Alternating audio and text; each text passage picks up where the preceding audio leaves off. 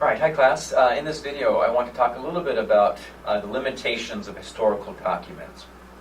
You know, I've often had students who will make an argument along the lines of, this is how things used to be. How do I know that? Because it says so in this source.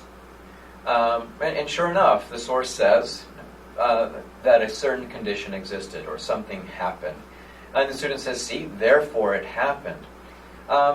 And as a historian, I kindly remind them that just because something is written doesn't mean that it is necessarily true.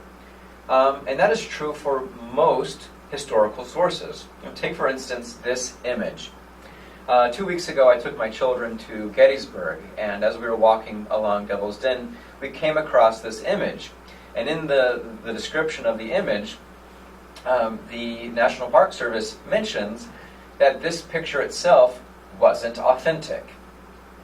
What do I mean by that? It's not that this picture, which depicts, it's called a Confederate sharpshooter, or the home of a Confederate sharpshooter. It's not that this was fabricated or photoshopped, but that the image itself, before it was taken, that things were moved along in order to create a specific image, right? Because of the photographer's bias or their own individual agenda, the photographer, for instance in this case, took this dead Confederate soldier and, according to the record, drug his body to this location, propped up the musket, you can see it right in here, propped up this musket and made this claim that this was a Confederate sharpshooter who made his house here among these rocks during the war. But a close inspection of this shows us that all of that information is fabricated. First, this boy was not a sharpshooter.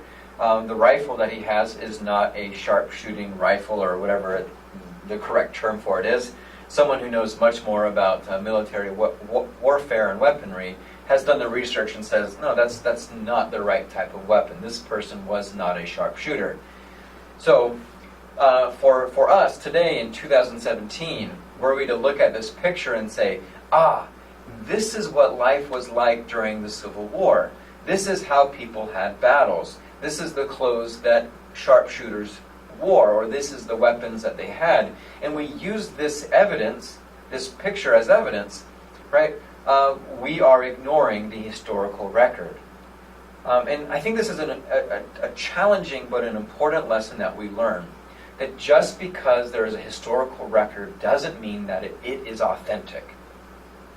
Now, I bring this up because one of the things that we'll be doing in this course this term is doing an oral history project.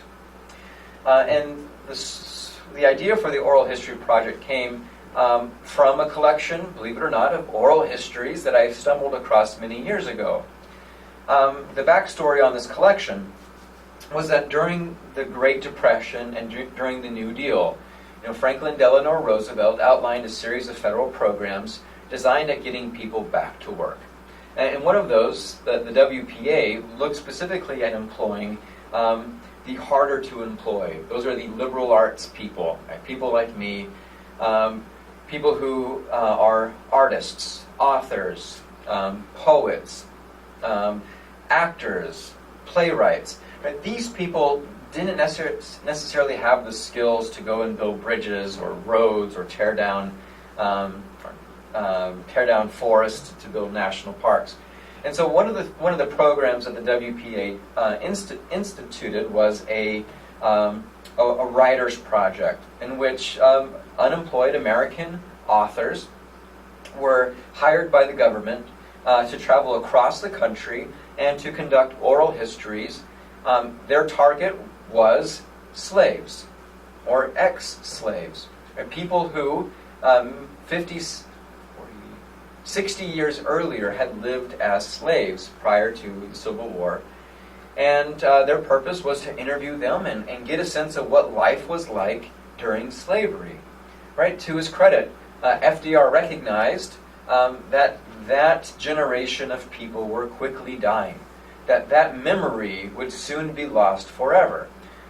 In the same way that Steven Spielberg recognized that the voices of the World War II vets were quickly disappearing in the 1990s, and quickly made Saving Private Ryan and put a lot of attention into collecting the stories of those World War II vets before they all died.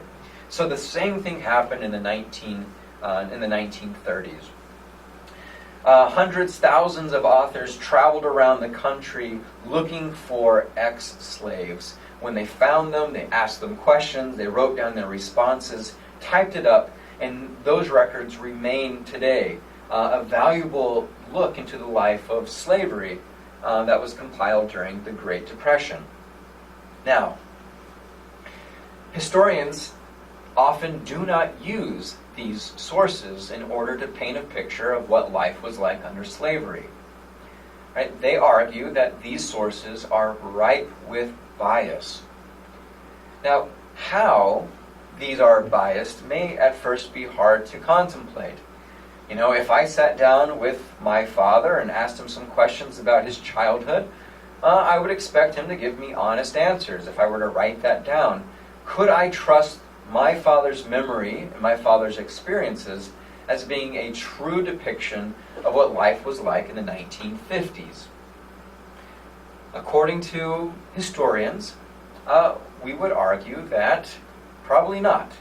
Now, while what my father says, what he records, may be accurate or true to his memory, we have to acknowledge that memory is limited.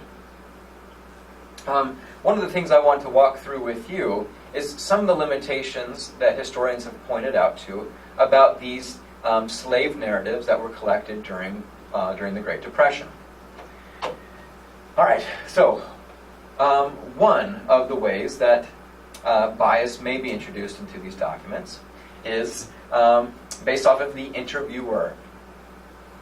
So take, for instance, consider the scenario in which an interviewee sits down with an interviewer, and consider, for instance, the impact of, specifically for these slave narratives, the impact of questions about race.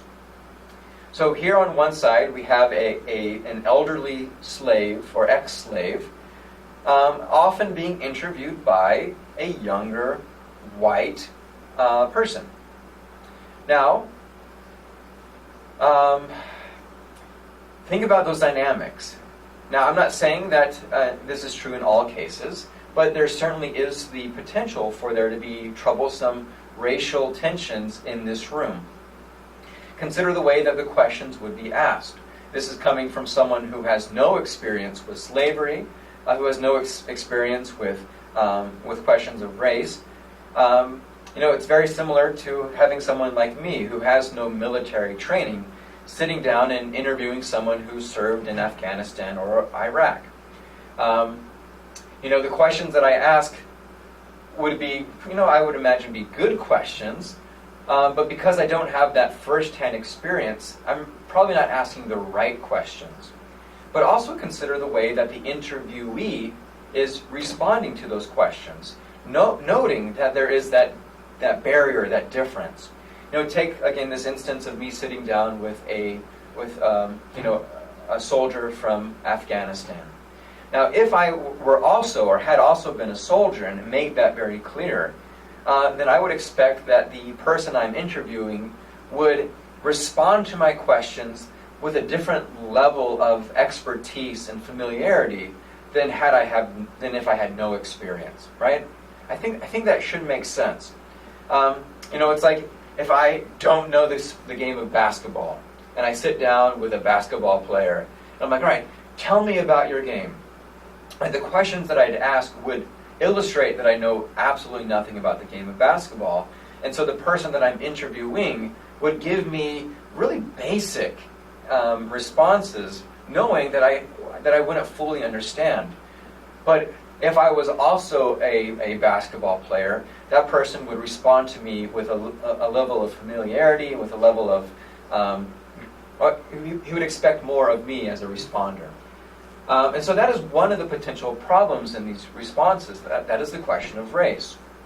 There were instances in these slave narratives in which a family member of the plantation that owned the slave was the one actually conducting the interview. So imagine those tensions, right? As an elderly ex-slave is sitting down with the descendant of the previous master. There are complications. How would the person respond? Would they try to be kind and think favorably about their experiences in order to save and put on a good face? Right? Is the person only giving the responses that they think that the interviewer wants? Right? In order to avoid controversy or hard feelings or tensions, instead of being truthful, would they just say what they think they wanted? And there is some evidence to support that actually happened. As I was reading through it,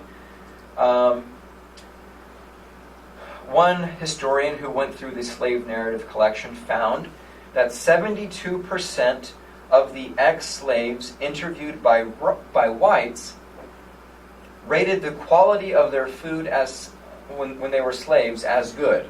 Right? 72% said, yeah, the food was good when I was a slave. But only 46% of those who were interviewed by blacks said that their food was good. 72% to 46%. Now, is that within this statistical, what's the term? Whatever. Is that relative? Could that be actually the case, that these people had better food or worse food? Or does questions of race play a role in the type of responses that these people gave? There are other examples of potential bias, and I mentioned earlier the limitations of memory. I don't remember. I'm 35 years old, and my memory is getting increasingly shot. The more I put information into my head, the more things are forgotten.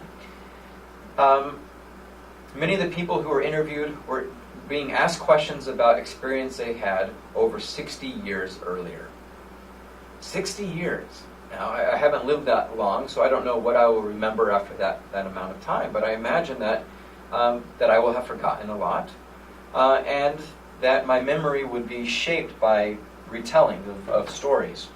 It's not saying that people are purposefully lying about their past, but we often, in talking about ourselves, remember things in specific ways.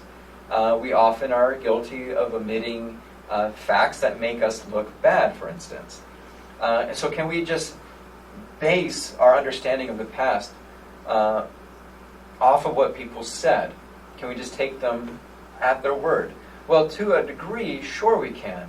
But we have to acknowledge that there are probably many things that are missing, and we have to question the historical accuracy of their memory.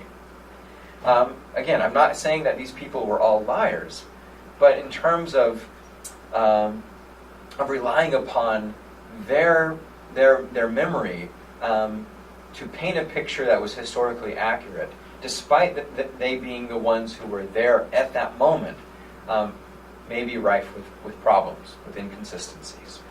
So these are two instances in which I'm trying to prove that oral histories, despite being an excellent way for gathering information about the past, do come with their own specific types of biases and problems. So remember that as you are considering the oral histories, as you're writing your own reports and considering these questions that you will ask. Now, can you base your understanding of the past off of the memories of others? All right, some food for thought. All right, guys, thank you again for in this video. If you have any questions, please let me know. Thank you.